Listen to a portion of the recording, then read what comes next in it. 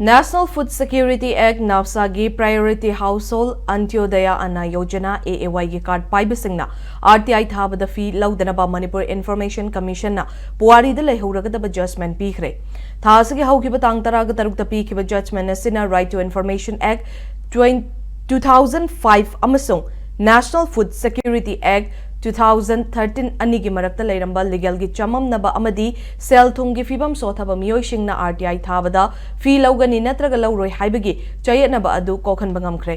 hairiba judgment asi Assam Roshan Singh amasung SPIO BDO Wangoi Imphal West Manipur anigi marakta commission na mathau taba hearing tawraba matungda pikhibani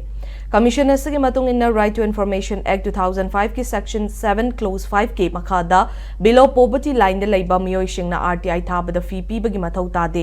adubu NAFSA 2013 chatnaba haukibadagi BPL ration card ki mahutta priority household PHHAAY card na mahut sinkibadagi chamamnaba asi thorakibani masigi mathakta RTI Act ki makhada BPL card paiba singdagi fee laudrabasu lainga ki mari leinaba authority na BPL card saba lepkiba asina PHHAAY card paiba singna RTI thabada fee pigadabani natraga piroi dawani haibagi chayetnaba lakhibani